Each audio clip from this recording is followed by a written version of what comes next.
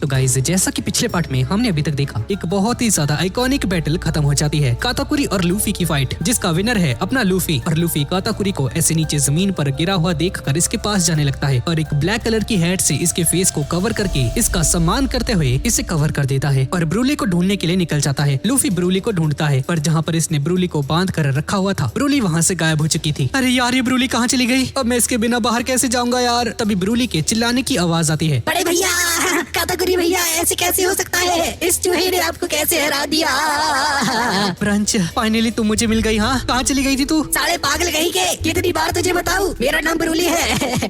राज्य से जानती हूँ तुमने कोई बहुत ही घटिया चाल चली होगी, जिस वजह से तुमने मेरे भाई को हरा दिया। और पैकॉम्स भी यहाँ पर मौजूद होता है और बोलता है कि क्या बात है लूफी, तुमने काताकुरी को हरा दिया। इससे साबित हो जाता है कि तुम एक बहुत ही ज्यादा पावरफुल वॉरियर हो और मुझे तुम जैसे वॉरियर्स की मदद करना बहुत ही ज्यादा पसंद है। पर भाई, तू है कौन यार? जिस पर पैकॉम्स बताता है कि मैं एक मिस्टीरियस सेवियर हूँ, मैं तुम जैसे वॉरियर्स की ही हेल्प करता हूँ, इसी वजह से मैंने ब्रूली को कैप्चर कर लिया है और कब से तुम्हारा यहाँ पर इंतजार कर रहा हूँ। पैकॉम्स, तुम्हारा बहुत बहुत शुक्रिया यार। और ये सुनकर पैकॉम्स भी समझ जाता है कि ये यहाँ पर पकड़ा जा चुका है और कहने लगता है कि कान खोलकर सुन लो स्ट्रॉ हैट, पेड्रो ने अपनी जान को सेक्रीफाइस किया ताकि तुम लोग सेफली यहाँ से निकल पाओ और इसी वजह से मैं तुम्हारी मदद कर रहा हूँ, क्योंकि अपने जीते जी मैं तुम्हें यहाँ पर कभी भी मरने नहीं दे सकता हूँ। तो चलो अब मुझे फॉलो करो, क्योंकि तुम्हारे दोस्त कभी भी किसी भी समय ककाओ आइलैंड पर पहुँचने वाले हैं। और लूफी को उठाता है और सीधा ककाओ आइलैंड के मिरर की तरफ आगे बढ़ने लगता है और यहाँ पर 1000 सनी ककाओ आइलैंड के बहुत ही ज्यादा पास पहुँच चुकी है। और जिम्बे बताने लगता है, गाइस, पूरी तैयारी के साथ रहना, क्योंकि यहाँ पर 100 से भी ज्यादा शिप्स हमारा इंतजार कर रही हैं। ये सुनकर नामी सांजी से पूछती है कि बताओ वहाँ की सिचुएशन कैसी है सांजी? सुनिए, अभी इस वक्त बेहतर यही होगा कि तुम लोग किनारे से थोड़ा सा दूर रहो, यहाँ पर लोगों की तादाद बहुत ज्यादा है। जैसे ही लूफी मिरर वर्ल्ड से बाहर आ जाएगा, मैं उसे लेकर सीधा शिप की तरफ आगे बढ़ जाऊंगा। घड़ी पर 12:55 हो रहे थे और अवन सभी को ऑर्डर्स देता है और बोलता है, सभी लोग अपने हथियारों को उठा लो और नजरें मिरर की तरफ जमा लो, क्योंकि किसी भी वक्त कोई भी इस मिरर से बाहर आ सकता है। अगर कोई भी इस मिरर से बाहर आता है तो हम उसे जान से मार देंगे। और सभी लोग अलर्ट हो जाते हैं और यहाँ पर जो लोग पानी पर नजर रख रहे होते हैं उन सभी को 1000 सनी नजर आ जाती है और पूरा का पूरा ककाओ आइलैंड सायरन की आवाजों से गूंज उठता है और सभी लोगों को खबर मिल जाती है कि स्ट्रॉ हैट की शिप आ चुकी है। और इन लोगों की शिप्स को देखकर ब्रूक कहता है, अरे यार, इन लोगों को क्या हो गया? हम तो यहाँ पर बस साथ ही हैं, क्या इन्हें हमसे इतना ज्यादा डर लग रहा है क्या? हालांकि मैं तो डरावना हूँ, पर तुम जिम्बे, तुम तो क्यूट हो ना? ब्रूक यहाँ पर बात डर की नहीं है, बल्कि प्राइड की है। हाँ जिम्बे, तुमने सही कहा। अगर हम बिग मॉम की नाक के नीचे से एस्केप कर जाते हैं तो बिग मॉम पायरेट्स की जो प्राइड है, उनकी शान पर ये बहुत ही बड़ा धब्बा होगा, इसलिए वो लोग कोई भी रिस्क नहीं लेना चाहते हैं। यकीन नहीं होता कि हमने एक एम्परर को दहलाकर रख दिया है। और दुश्मन लोग अपने टार शिप्स को ऑर्डर्स देते हैं और बोलते हैं कि इन्हें भून कर रख दो। और स्मूदी भी अपनी पूरी फ्लीट के साथ इन्हें चारों तरफ से घेर लेती है और नामी जिम्बे को ऑर्डर्स देती है और बोलती है कि स्पीड को स्लो कर लो जिम्बे, ताकि इनके हमले हम तक ना पहुंच पाए। ठीक है नबी, मैं समझ गया। और यहाँ पर स्मूदी की बहनें स्मूदी से पूछती हैं कि अब हमें क्या करना चाहिए। तुम चिंता मत करो, ये लोग हमारे बीच में सैंडविच बनने वाले हैं। हमने इन्हें चारों तरफ से घेर लिया है। जल्दबाजी करने की जरूरत नहीं है, क्योंकि ये लोग पूरी तरह से हमारे जाल में फंस चुके हैं और जितने लोग भी शिप पर मौजूद हैं उन सभी का मरना तय है। और मिरर वर्ल्ड के अंदर हम लूफी और पैकॉम्स को देखते हैं, जहाँ पर पैकॉम्स लूफी से कहता है कि स्ट्रॉ हैट, मेरी बात को जरा गौर से सुनो। मेरे पास एक प्लान है जिसके जरिए से तुम सेफली यहाँ से एस्केप कर सकते हो। हाँ बोलो। जब हम यहाँ से बाहर निकलेंगे तुम्हें आस-पास नहीं देखना है, बस सीधा जाना है। बस यहाँ से एस्केप करने के बारे में सोचना है। उसके बाद मैं अपनी स्पेशल फॉर्म में आकर बाहर तबाही मचा दूंगा।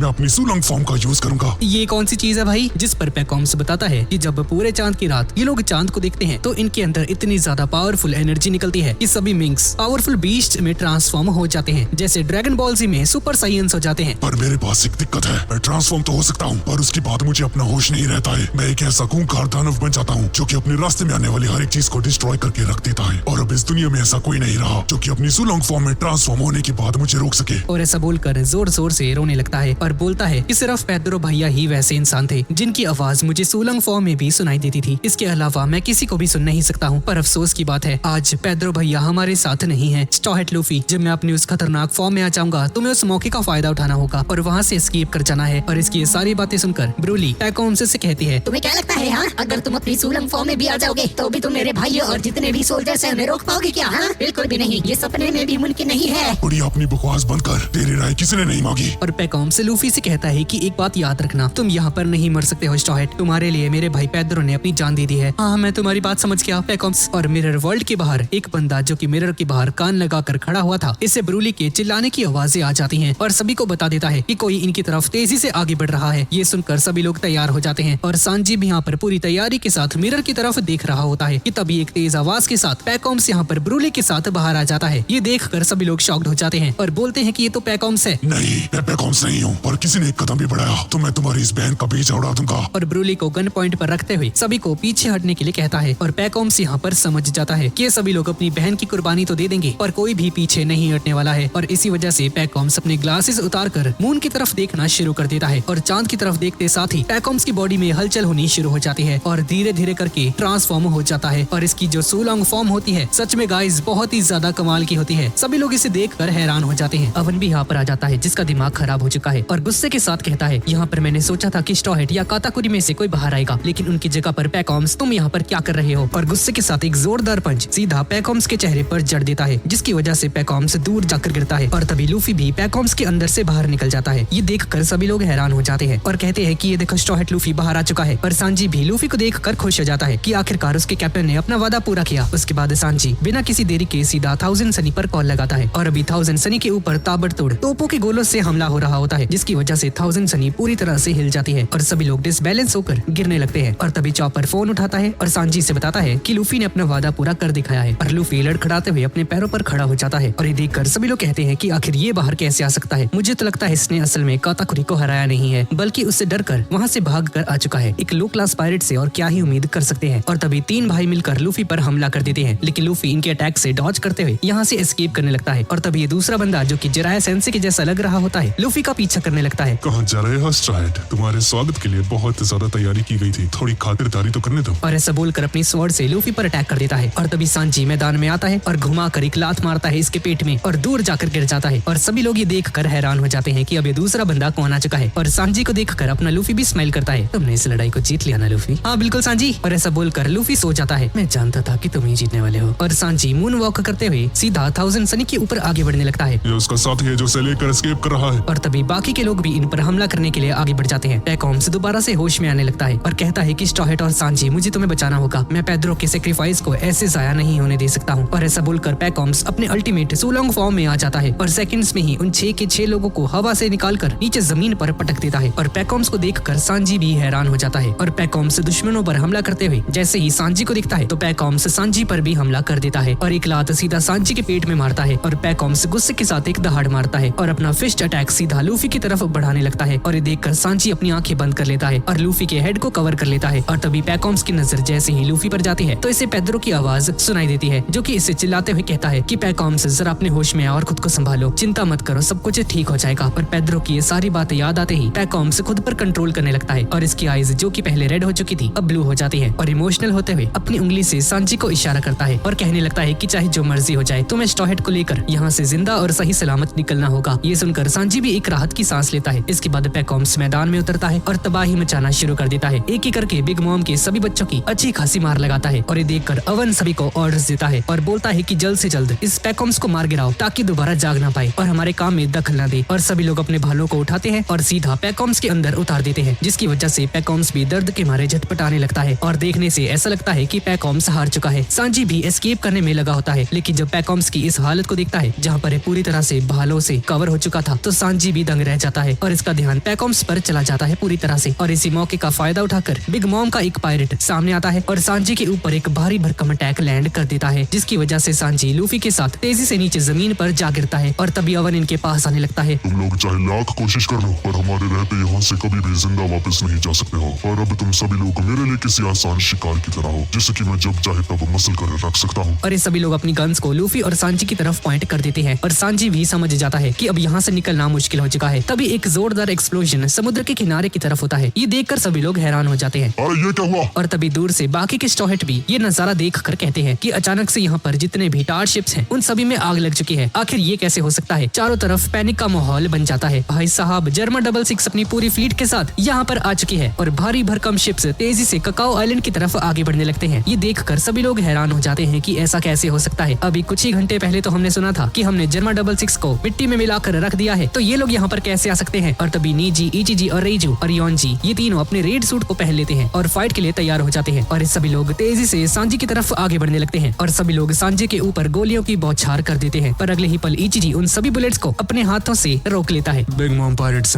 तुमने हमारा बहुत अच्छे से स्वागत किया। अब तुम्हारा कर्ज चुकाने का समय आ चुका है। क्या तुम लोग हमारी मदद के लिए यहाँ पर आए हो? अच्छा सांजी, तुम भी यहाँ पर हो? हाँ, हम तो यहाँ पर थोड़ी सी मस्ती करने आए हैं लेकिन पता नहीं था कि तुम यहाँ पर मिल जाओगे। आखिर तुम लोग यहाँ पर क्या कर रहे हो? पर कोई बात नहीं, मैं तुम्हें एक और मौका देता हूँ। अगर तुम लोग स्टार्ट के साथ यहाँ पर मरना नहीं चाहते हो तो चुपचाप यहाँ से चले जाओ। अच्छा ऐसा है क्या? तो आजमा के देख लो। और सभी लोग दोबारा से इन पर गोलियों से हमला कर देते हैं, लेकिन किसी पर भी एक सिंगल बुलेट तक नहीं लगती है। ये देखकर सभी लोग हैरान हो जाते हैं। इनके बंदूक की गोलियां खाली हो जाती हैं, पर किसी को भी एक खरोंच तक नहीं आती है। और तभी इचिजी सांजी से कहता है, सांजी, हम यहाँ पर जो कुछ भी कर रहे हैं इससे तुम्हारा कोई लेना देना नहीं है, तो बेहतर यही होगा कि अपने कैप्टन को उठाओ और यहाँ से चुपचाप निकल जाओ। हाँ देखो ना, हमने तो इस पूरे के पूरे आइलैंड को टारगेट किया था, लेकिन हमें मालूम नहीं था कि तुम हमें यहाँ पर मिल जाओगे सांजी। और अवन का दिमाग फटने लगता है और चिल्लाते हुए कहता है, जर्मा 66, आखिर तुम लोग जिंदा कैसे बच गए? हमें तो ये बताया गया था कि जो 10,000 सोल्जर्स जर्मा 66 किंगडम में गए थे उन लोगों ने मिलकर तुम्हें हरा दिया था, तो तुम लोग जिंदा कैसे हो? अच्छा वो 10,000, हाँ वो 10,000 तो हमारे लिए किसी मक्खी की तरह थे, हमने उन्हें मसल कर पानी में फेंक दिया था।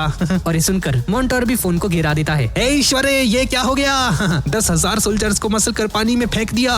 तमागो भी हैरान हो जाता है और बोलता है कि ये कैसी ताकत है, 4 लोगों ने मिलकर 10,000 सोल्जर्स को मार गिराया। पर ऐसा कैसे हो सकता है? मैंने खुद नोस्टाटे से बात की थी, जहाँ पर उसने मुझे खुद बताया था कि उन लोगों ने जर्मा को पूरी तरह से डिफीट कर दिया है और उनकी जर्मा की टेक्नोलॉजी को भी हथिया लिया है। तो बताओ आखिर वो कॉल पर कौन था? जिस पर मोंटोर, नोस्टाटे और बाकी सभी को दोबारा से कॉल लगाता है, लेकिन कोई भी जवाब नहीं देता है। और नोस्टाटे के साथ इसके सभी सिबलिंग्स और जितने भी सोल्जर्स थे सभी लोग अधमरी हालत में यहाँ पर पड़े हुए थे रिवर के अंदर। सभी लोगों ने इन्हें धोखा दे दिया है और ये सारी बातें सुनकर अवन का दिमाग खराब हो जाता है। कसम खा के कहता हूँ, तुम सभी को जान से मार डालूंगा। सांजी, मेरा मुंह क्या देख रहे हो? अपने कैप्टन को उठाओ और यहाँ से चले जाओ। और सांजी लूफी को उठाकर मून वॉक करते हुए यहाँ से भागता है। पर तभी बिग मॉम के बच्चे बजूकास को रेडी करते हुए सांजी पर निशाना साध देते हैं और बड़े बड़े तोप के गोले सांजी की तरफ आगे बढ़ते हैं। और तभी सांजी के 3 बड़े भाई यहाँ पर आते हैं। ब्लैक बग नाम का एक कंबाइंड पंच अटैक इनकी तरफ कर देते हैं, जिसकी वजह से वो सभी के सभी तोप के गोले वहीं पर डिस्ट्रॉय हो जाते हैं और एक बहुत बड़ा एक्सप्लोजन हो जाता है। इसके बाद हम जज को देखते हैं और एक बंदा भी दूसरी तरफ से सभी टार्ट शिप्स को हरा रहा था। पूरी जर्मा किंगडम ने भूचाल लाकर रख दिया था। और ये देखकर स्मूदी की बहनें इससे कहती हैं कि क्या हमें जाकर उनकी मदद नहीं करनी चाहिए क्या? डिस्ट्रैक्ट होने की जरूरत नहीं है, हमारा काम है शॉइट की शिप को फॉलो करना। तभी दाइफोगो भी यहाँ पर आ जाता है और बोलता है कि आखिर तुम लोग यहाँ पर कर क्या रहे हो? जल्द से जल्द स्ट्रॉ हेड की शिप को पूरी तरह से घेर क्यों नहीं लेते हो? और नामी को फिक्र होने लगती है और जिम्बे से कहती है कि जर्मा 66 यहाँ पर क्या कर रही है? जिम्बे, कहीं ऐसा तो नहीं कि वो अगला अटैक हम पर ही कर दे? और तभी सांजी का शिप पर कॉल आता है, दोस्तों शिप को मोड़ दो और पूरी स्पीड से यहाँ से दूर चले जाओ, मैं तुम लोगों से डायरेक्टली शिप पर मिलूंगा। जिसके बाद सांजी आगे बढ़ता है और अपने रास्ते में आने वाले हर एक बंदे को मसलते हुए आगे बढ़ता है। और तभी हम ब्रूली को देखते हैं जो कि लूफी को ही देखे जा रही थी और सभी से कहती है कि जल्द से जल्द स्ट्रॉ हेड को धर दबोचो, उसका यहाँ से बाहर जाना हमारे लिए खतरे की घंटी है। और हाँ, स्ट्रॉ हेड लूफी ने कोई भी ट्रिक का यूज नहीं किया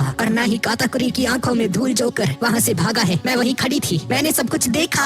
ये सुनकर सभी लोग शॉक्ड हो जाते हैं और कहने लगते हैं कि ब्रूली आखिर तुम ये बोल क्या रही हो? जिस पर ब्रूली इमोशनल हो जाती है और बोलती है कि मैं वही कह रही हूँ जो कि सच है। हमारा वो भाई काताकुरी, जिसे कि दुनिया का सबसे ज्यादा ताकतवर वॉरियर कहा जाता था, जो कि आज तक एक भी बैटल नहीं आ रहा है और ना ही कभी भी अपने पीठ के बल गिरा था। उसने स्ट्रॉ हेड लूफी के साथ एक डुएल बैटल किया जिस पर स्ट्रॉ हेड लूफी ने उसे हरा दिया। हमारा अनबीटेबल भाई काताकुरी स्ट्रॉ हेड लूफी से डुएल में हार चुका है। और ये सुनकर सबका गला सूख जाता है और मोंटर, तमागो और सभी की आंखें बाहर आ जाती हैं। वो सभी लोग जो अभी तक जर्मा या सांजी पर हमला कर रहे थे सभी लोग दंग रह जाते हैं, जैसे कि इन सभी को सांप सूंघ गया हो। सभी का मुंह खुला का खुला रह जाता है और अवन भी हक्का बक्का हो चुका था और कांपती हुई आवाज में कहता है, जो कि आज तक नहीं हारा, स्ट्रॉ हेड ने उसे हरा दिया। और अवन तेजी से दहाड़ता है और बोलता है कि मैं इस बात पर यकीन नहीं करता, ये इम्पॉसिबल है, ये सारी बातें झूठ हैं। अब सांजी लूफी को लेकर यहाँ से भाग रहा होता है और तभी चारों डायरेक्शन से सांजी पर अटैक हो जाते हैं। पर सांजी किसी तरह से डॉज करते हुए पूरी स्पीड के साथ सनी की तरफ आगे बढ़ता है, लेकिन तभी एक गोली सांजी के हाथ पर लग जाती है, जिसकी वजह से सांजी मुंह के बल यहीं पर गिर जाता है। पर अगले ही पल से ख्याल आता है, मैं लूफी को यहाँ पर मरने नहीं दे सकता, इसे किंग ऑफ द पायरेट्स बनना है। और दोबारा से लूफी को उठाता है और तेजी से भागना शुरू कर देता है। पर तभी अवन, जो कि गुस्से से उबल रहा होता है, लिटरली सभी को पछाड़ते हुए सांजी पर एक हमला कर देता है, जिससे कि सांजी जैसे तैसे डॉज कर जाता है। लेकिन अगले ही पल एक दूसरा हमला अवन सांजी पर आगे बढ़ा देता है और ऐसा लग रहा होता है कि अब सांजी का बचना मुश्किल है। लेकिन तभी इचिजी मैदान में आ जाता है। मेरे रहते ऐसा कभी नहीं हो सकता। पार्किंग वल्करी नाम का एक अटैक अवन के ऊपर कर देता है और इचिजी के इस हमले की वजह से अवन को काफी ज्यादा डैमेज पहुंचता है। और ये देखकर सांजी भी हैरान हो जाता है और पास्ट का एक सीन याद करता है कि ये मेरा वही बड़ा भाई है जिसने बचपन में इसके बाकी के भाइयों के साथ मिलकर इस पर हर एक वो जुल्म किया जिससे कि मैं मारा जाऊं, और आज यही इंसान मेरी जान को बचा रहा है। और तभी इचिजी चिल्लाते हुए कहता है, सांजी आगे बढ़ो। और तभी बिग मॉम का एक और बेटा इसके रास्ते को रोक लेता है, लेकिन लियोन जी यहाँ पर आकर इस बंदे के वेपन को तोड़ देता है और इसे मसल कर रख देता है और इसे घुमा घुमा कर जमीन पर पटक देता है और चिल्लाते हुए सांजी से कहता है कि सांजी तुम्हारा रास्ता क्लियर हो चुका है, बस आगे बढ़ते रहो। सांजी आगे बढ़ता होता है। पीछे से दोबारा से हमला होता है, लेकिन इस बार जैसे ही यह हमला इन पर लगने वाला होता है तभी नीजी यहाँ पर आता है और सांची को पकड़ता है और लूफी के साथ बहुत तेजी से उड़ते हुए चला जाता है। वैसे चाहे कुछ भी हो जाए, मैं फिर भी कहना चाहता हूँ तुम बहुत ही ज्यादा स्लो हो सांची। और थंडर लाइटनिंग का यूज करता है और अपने रास्ते में आने वाले हर एक बंदे को एक कड़ाके का शॉक देते हुए अपने रास्ते को क्लियर करने लगता है और अपना सबसे ज्यादा खतरनाक अटैक परफॉर्म कर देता है। और सेकंड्स में ही इसके रास्ते में जितने भी लोग थे सभी लोग इमीडिएटली नॉकआउट हो जाते हैं और नीजी जहाँ जहाँ से गुजरता है वहाँ पर इतनी खतरनाक बिजली गिरती है कि इसे दूर से ही देखा जा सकता था। और नेजे की स्पीड की वजह से ये लोग बहुत ही जल्द टाउन को क्रॉस करने वाले थे। ये देखकर अवन का एक बंदा कहने लगता है कि सर हमें जल्द से जल्द कुछ करना होगा, ऐसे तो ये लोग आइलैंड को छोड़कर चले जाएंगे। और नीजी सांची से कहता है तुम सच में एक फेलियर ही हो, पर मैं हैरान हूँ कि तुम अब तक सरवाइव कर रहे हो। मैं बिल्कुल सही सलामत था, तुमने मेरी मदद क्यों की? हाँ वो तो देख ही रहा है। सुनो सांची, तुम बस हमारे लिए मुसीबतों को खड़ा करते हो और कुछ भी नहीं, समझे ना? मैंने तुम्हारी हेल्प नहीं मांगी थी। जिस पर नेजे हंसता है और सांजी को जोर से पकड़कर कहता है तो ठीक है फेलियर, अब हम दोबारा कभी नहीं मिलेंगे। और सांजी को पकड़कर हवा में फेंक देता है और सांजी तेजी से आइलैंड के बाहर जाने लगता है। ये देखते साथ ही अवन जो पोस्ट लाइन के ऊपर लोग खड़े थे उन सभी को ऑर्डर्स देता है और बोलता है कि हर हालत में स्ट्रॉ हैट और उसके साथी को मार गिराओ। जिसके बाद ये सभी लोग हथियार लेकर सांजी को गिराने ही वाले थे कि तभी रईजू यहाँ पर आ जाती है और इन सभी को अपने पॉइजन से निपटा देती है। मेरे रहते तुम लोग मेरे छोटे भाई को छू भी नहीं सकते हो। लेकिन तभी सांजी पर हमला हो जाता है पर रईजू इसकी जान बचा लेती है और लूफी को देखकर स्माइल करते हुए कहती है कि इसे कभी भी मुझसे दूर जाने मत देना सांजी। और सांजी को रईजू के द्वारा कही गई वो बात याद आती है कि सांजी चिंता मत करो, भविष्य में तुम ऐसे लोगों से जरूर मिलोगे जो कि तुम्हारी फैमिली से भी बढ़कर होंगे। और जैसे रईजू ने सांजी को बचपन में धक्का दिया था ऐसे ही ककाओ आइलैंड से सांजी को धक्का देते हुए कहती है कि सांजी मैंने आज तक तुम्हारे जैसा दयालु पर्सन आज तक कभी नहीं देखा है। मेरे भाई अपना बहुत ज्यादा ख्याल रखना, ठीक है ना? गुड बाय रईजू। Good bye Sanchi. पर सांची लूफी को लेकर यहाँ से चला जाता है और जर्मा 66 के लोग बिग मॉम के साथ निपटना शुरू कर देते हैं और इन चारों ने यहाँ पर तबाही मचा कर रख दी है। इसके बाद हम जर्मा की शिप पर देखते हैं जहाँ पर पूरी की पूरी जर्मा किंगडम सनी की रक्षा करते हुए बहुत ही अच्छा बैकअप दे रही होती है। और 1000 सनी के ऊपर सांची को आता हुआ देखकर सभी लोग बहुत ही ज्यादा खुश हो जाते हैं और सांची फाइनली लूफी को लेकर 1000 सनी के ऊपर लैंड कर जाता है और इन दोनों को सही सलामत देखकर इन सभी की खुशी का ठिकाना नहीं रहता। लूफी तुमने हमें बहुत ज्यादा इंतजार करवाया। तभी लूफी अपनी आंखें खोल लेता है। लूफी एक बात तो बताओ जरा, क्या तुमने काताकुरी को हरा दिया?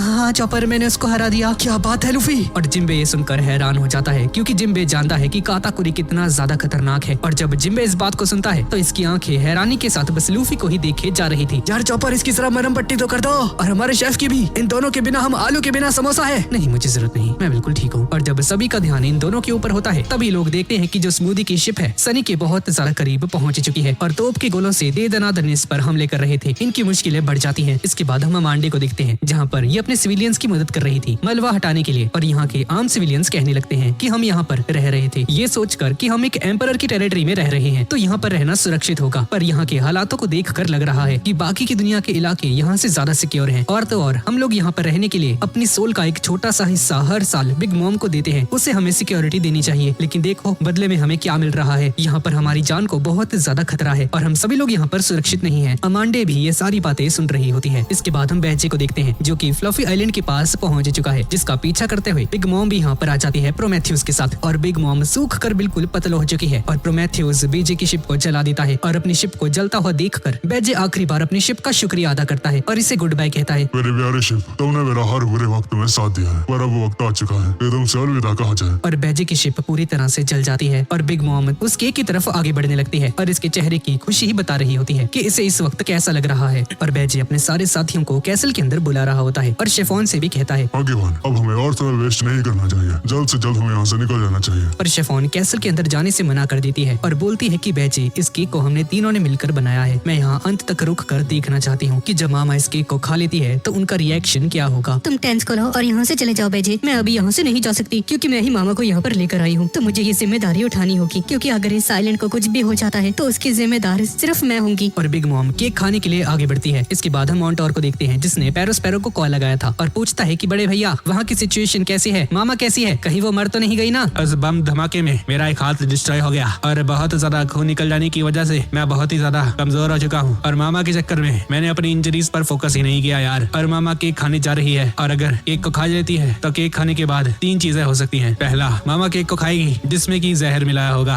और जिसे खाकर मामा वहीं पर मर जाएगी। दूसरी शर्त यह है कि मामा केक को तो खाएगी, उसमें जहर भी मिला होगा पर समहाउ वो जहर मामा की बॉडी पर असर नहीं करेगा और मामा की जान बच जाएगी। पर केक का टेस्ट इतना ज्यादा खराब होगा कि मामा का हंगर पैंक शांत नहीं होगा और दोबारा से तबाही मचाना शुरू कर देगी। और तीसरी और आखिरी, मामा केक को खाएगी जाएगी केक में पॉइजन भी मिला होगा, पर पॉइजन असर नहीं करेगा, पर केक का टेस्ट लाजवाब होगा, जिसकी वजह से मामा का हंगर पैंक शांत हो जाएगा और मामा भी अपने होश में आ जाएगी। इस वक्त सब कुछ केक के ऊपर डिपेंड करता है। ना तो हम उन्हें केक खाने से रोक सकते हैं, ना उन्हें उस केक को खाने दे सकते हैं। और इनकी बातचीत के दौरान मॉन्टोर नोटिस करता है कि मॉर्गन यहाँ से गायब हो चुका है और उस खबरी तोते को यहाँ पर ना पाकर मॉन्टोर का दिमाग खराब हो जाता है और सभी को ऑर्डर्स देता है और कहता है कि चाहे कुछ भी हो जाए मॉर्गन यहाँ से नहीं जाना चाहिए, उसे जल्द से जल्द पकड़कर मेरे पास लेकर आओ। ये सभी लोग मॉर्गन को ढूंढने में लग जाते हैं। पर दूसरी तरफ जब लोगों को इस बात के बारे में पता चलता है कि यहाँ पर जिस आइलैंड के ऊपर ये लोग मौजूद हैं, इस आइलैंड पर मौजूद हर एक बंदे की किस्मत इस केक के ऊपर डिपेंड करती है। अगर केक का टेस्ट मामा को सेटिस्फाइड नहीं कर पाया तो फिर दोबारा से मामा का रैम्पेज शुरू हो जाएगा और इस बार पहले से ज्यादा बड़ी तबाही मच जाएगी। सभी लोग पैनिक कर जाते हैं और भगदड़ मच जाती है और सभी लोग आइलैंड को छोड़ कर भाग रहे होते हैं और सभी लोग अपनी जान बचाने में जुट जाते हैं। यहाँ के हालात बिगड़ने लगते हैं, लेकिन शेफॉन फिर भी यहाँ से नहीं हिलती है और बोलती है कि जिसे जो मर्जी करना है वो कर सकता है, जिसे जहाँ जाना है वो जा सकता है, लेकिन मुझे ब्लैक लेग सांची पर पूरा भरोसा है। हालांकि मैं नहीं जानती कि इस लड़के ने खाना बनाना कहाँ से सीखा है, पर इसकी जो स्किल्स है, इसकी जो टेक्निक्स है, वो बहुत ही ज्यादा कमाल की है बेजे। और इसकी ये सारी बातें सुनकर बेजे भी इसे समझाना बंद कर देता है और विटो से कहता है कि जाओ तब तक शिप का इंतजाम करो, मैं यहाँ पर शेफॉन के साथ रखूंगा, मैं शेफॉन को छोड़कर यहाँ से नहीं जाने वाला हूँ। और बेजे को गुस्सा आता है और कहता है मैंने स्ट्रॉ हेड की ऑलरेडी बहुत ज्यादा मदद कर दी है, अपनी जान तक को जोखिम में डाल दिया है, अपनी फैमिली को भी जोखिम में डाल दिया है, लेकिन अगर अब भी लोग यहाँ से एस्केप नहीं करवाए तो मैं खुद इनकी जान ले लूंगा। और बिग मॉम वेडिंग केक के बहुत ही पास पहुंच चुकी थी और 1000 सनी के ऊपर स्मूथी अपने साथियों के साथ मिलकर सनी पर अटैक कर रही होती है। और तभी हम जज को देखते हैं जो कि अपने शिप के जरिए से सनी की रक्षा कर रहा होता है और इसे बहुत ही कमाल का बैकअप देते हुए सनी के लिए एक रास्ता बना देता है। और जज के सामने से जब 1000 सनी गुजरने वाली थी तभी जज की नजर सांची पर जाती है। स्ट्रॉ हेड, एक बात तो बताओ जरा,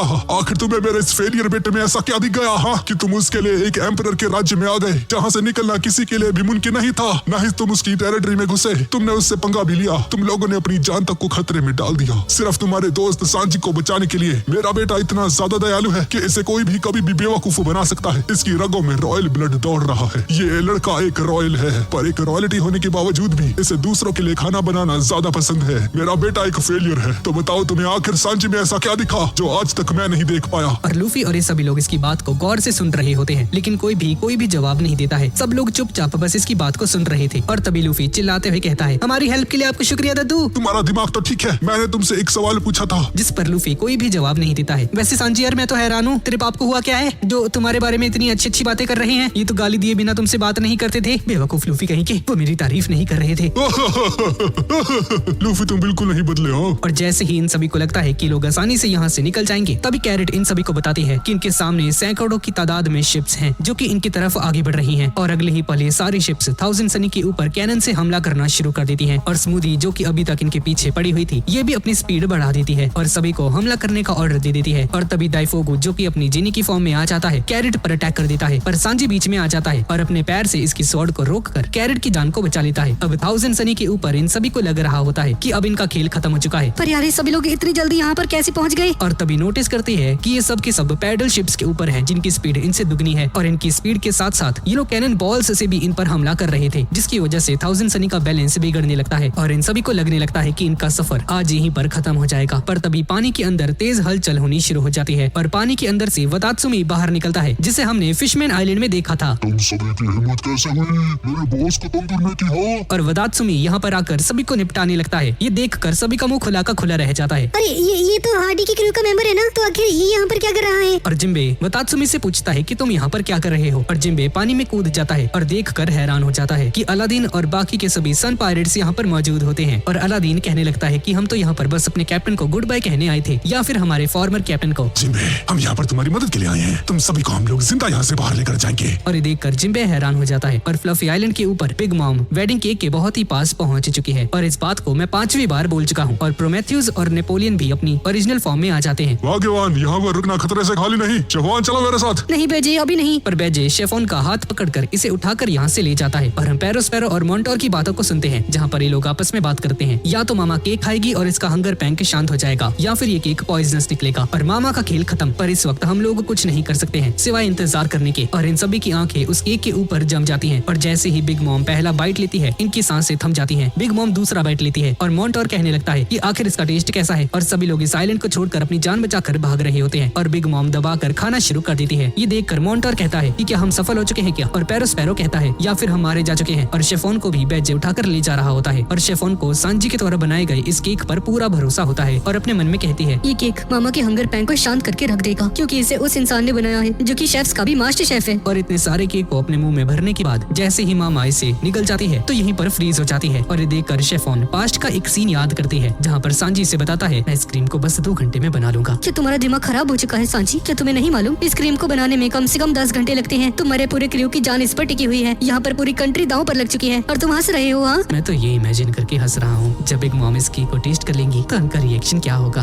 और बिग मॉम केक को खाते साथ ही चिल्ला उठती है और अगले ही पल नीचे जमीन पर जा गिरती है। और तभी मॉन्टोर ट्रांसपॉन्डर स्नेल में चिल्लाते हुए कहता है, ये क्या हुआ? आखिर चिल्लाने की आवाज कैसी थी? अब ये मत कहना कि मामा मारी जा चुकी हैं। सभी लोग पैनिक कर जाते हैं। पर तभी पैरो स्पैरो कहता है कि नहीं रुको जरा 1 सेकेंड। और बिग मॉम उस केक को खाने के बाद रोना शुरू कर देती है। वाकई में ये केक कितना ज्यादा टेस्टी है। मैं इसे खाकर अब खुशी खुशी मर सकती हूँ। और बिग मॉम इस केक के ऊपर ऐसे टूट पड़ती है कि खाते खाते करण औजला के गाने गाने शुरू कर देती है। और ये देखकर पैरो स्पैरो को अपनी आंखों पर यकीन नहीं होता है और मामा को ऐसे झूमता और गाता हुआ देखकर टोटो आइलैंड पर मौजूद हर एक बंदे को बताने लगता है कि मामा के इतने लंबे चले हंगर पैंक का अब अंत हो चुका है। और उसके हंगर पैंक को शार्लेट पुडिंग ने अपने केक के जरिए से शांत कर दिया है। और ये सुनकर पूरे टोटो आइलैंड पर खुशी की लहर छा जाती है और मॉन्टोर से लेकर तमागो तक हर एक बंदा खुशी से झूम उठता है। और शेफोन बेजे से कहती है, देखा मैंने तुमसे कहा था ना बेजे। और बिग मॉम दोबारा से ठूस ठूस कर इस केक को खा रही होती है और दोबारा से मोटी हो जाती है। अच्छी खासी भैया स्लिम ट्रिम हो गई थी, फिर मोटी हो जाएगी अब। और सभी लोग पुडिंग का शुक्रिया अदा करते हैं और कहने लगते हैं कि अगर पुडिंग आज यहाँ पर ना होती तो ना जाने आज हमारा क्या हो जाता। और इसके बाद हम पुडिंग को देखते हैं जहाँ पर पुडिंग एक कोने में बैठी हुई थी और लोगों की आवाजें इसके कानों तक जाती हैं। तुम लोग कितने ज्यादा बेवकूफ हो। जिसने ये केक बनाया है वो यहाँ पर नहीं है। जिसने इसे बनाया है तुम्हें उसका शुक्रिया अदा करना चाहिए। और सांजी के बारे में याद करती है। सांची, तुम बहुत ही ज्यादा दयालु हो। मैं आज तक तुम्हारे जैसे किसी से भी नहीं मिली हूँ। इसी वजह से मैं तुम्हें कभी नहीं भूल पाऊंगी। और ऐसा बोलकर पुडिंग इमोशनल हो जाती है। और यहाँ समुद्र के अंदर अलादीन और ये सभी लोग जिम्बे से कहते हैं, कैप्टन साहब जी, हम यहाँ पर आपको बचाने आए हैं। पर जिम्बे भड़क जाता है। आखिर तुम लोगों को हो क्या गया है? तुम्हारे पास से जब भागने का मौका था तो तुम सभी लोग यहाँ से भागे क्यों नहीं? सर जी, हम यहाँ से गए थे और इसके बारे में हमने अपने पूरे क्रू के मेंबर्स के साथ बातचीत की और हम सभी लोग इसी बात पर एग्री हुए कि हम अपने कैप्टन को यहाँ से सही सलामत निकलता हुआ देखना चाहते हैं। इसलिए बेहतर यही होगा कि आप शॉहेड की शिप पर वापस चले जाएं और हम आपकी रक्षा करेंगे। जिस पर जिम्बे मान जाता है और पूरी की पूरी सन पायरेट्स मैदान में उतर जाती है और सभी को हराना शुरू कर देती है। एक एक करके 1000 सनी के आसपास जितनी भी शिप्स होती हैं उन सभी को पानी में डुबो देती हैं। और दाइफोगो अपनी जिनी का यूज करता है और इन सभी पर हमला करता है। तभी अलादीन यहाँ पर आ जाता है और ओशन करंट शोल्डर थ्रो नाम की एक अटैक को परफॉर्म करता है और दाइफोगो के इस जिनी की धज्जियां उड़ा देता है। और वतात्सुमी अकेला ही सभी को निपटाने में लगा होता है। सभी लोग मिलजुल कर शॉहेड्स का साथ देते हैं और इनके लिए एक रास्ता प्रिपेयर कर देते हैं जिसके थ्रू ये लोग यहाँ से बाहर निकल सकते हैं। और अलादीन सभी से कहता है कि जिम्बे और तुम सभी लोग यहाँ से बाहर चले जाओ, इन सभी को हम देख लेंगे। तुम्हारा शुक्रिया अलादीन। और यहाँ पर ब्रूली इन सभी को रोकने के लिए एक बहुत बड़ी मशीन गन ले आती है। ये लो, इस पर उनसे हमला करो और उन सभी को मार गिराओ। ही ही ही ही ही। पर तभी अवन को दौरे पड़ जाते हैं और इसे काताकुरी की याद आ जाती है कि कैसे इन सभी ने काताकुरी की जान ली और बोलता है कि तुमने मेरे भाई काताकुरी की जान ली, तुम्हें ऐसे तो यहाँ से नहीं जाने दूंगा। अवन पानी में कूद जाता है और सारे समुद्र के पानी को अपनी पावर का यूज करके उबालने लगता है। और सन पायरेट्स के जो लोग अभी पानी के अंदर मौजूद थे सभी लोग दर्द के मारे चिल्लाने लगते हैं और खुद की जान को बचाने के लिए इन सभी को पानी की गहराइयों में जाना पड़ता है। और अपने साथियों की इस हालत को देखकर जिम्बे को भी बहुत ही ज्यादा बुरा लगता है। पर अभी जिम्बे कुछ नहीं कर सकता है। सभी लोग पैनिक करने लगते हैं क्योंकि अब 1000 सनी को चारों तरफ से शिप्स ने घेर लिया होता है। और क्योंकि सन पायरेट्स के मेंबर्स यहाँ से जा चुके हैं तो अब सनी की रक्षा करने वाला अब यहाँ पर कोई भी मौजूद नहीं होता है। और इसी मौके का फायदा उठाकर ये सभी लोग घेर लेते हैं 1000 सनी को और सभी की हालत खराब हो जाती है। लूफी, प्लीज कुछ करो। लूफी खड़ा हो जाता है। गाइस, हम सभी को बिना रुके बस आगे बढ़ते रहना होगा। और बिग मॉम पूरे केक को सफा चट कर चुकी है और अपने शिप पर सवार होकर यहाँ से निकल जाती है और 1000 सनी की तरफ आगे बढ़ने लगती है और खाते गाते और लहराते हुए इन सभी की तरफ आगे बढ़ती है और सनी पर भी हमले होने लगते हैं। और लूफी उस वेडिंग केक को देख कर कहता है, साले सांजी, तूने इतना स्वादिष्ट केक बनाया और मुझे दिया भी नहीं। 1000 सनी के ऊपर बहुत सारे हमले होते हैं लेकिन जिम्बे बहुत ही ज्यादा कमाल का होता है, हर एक अटैक से बच रहा होता है। पर अब अटैक्स की तादाद और भी ज्यादा बढ़ जाती है और यहाँ पर जर्मा के सभी लोग पहले तो बहुत ही अच्छे से लड़ रहे होते हैं क्योंकि किसी के भी अटैक्स इनकी बॉडी पर काम नहीं कर रहे होते हैं। लेकिन जब ब्रूली ने जब वो स्पेशल टाइप के वेपन्स को अपने भाइयों को दिया तो उसकी वजह से इन सभी की हालत भी खस्ता हो जाती है और सभी को बहुत ज्यादा डैमेज पहुंचता है। और दूसरी तरफ बिग मॉम जो कि अभी भी केक को खा रही होती है, केक को खाते हुए अपने बचपन के दोस्तों को याद करती है। और यहाँ पर जज का सामना शार्लेट स्नैक के साथ हो जाता है। और गाइस, ये शार्लेट स्नैक 4 स्वीट जर्नल्स में से एक हुआ करता था और स्नैक और जज के बीच में भी लड़ाई होनी शुरू हो जाती है। और बिग मॉम लूफी से कहती है कि स्ट्रॉ हैट, अगर तुमने यहाँ से जाने के बारे में सोचा भी तो मैं तुम्हें जान से मार डालूंगी। और बिग मॉम की जो मेन शिप होती है ये सनी के और भी पास आने लगती है और बाकी की सभी शिप्स ने भी 1000 सनी को और भी ज्यादा घेर लिया था। और तभी बिग मॉम अपनी मेन शिप का यूज करके सीधा 1000 सनी पर हमला कर देती है जिसकी वजह से यहाँ पर एक बहुत बड़ा धमाका हो जाता है।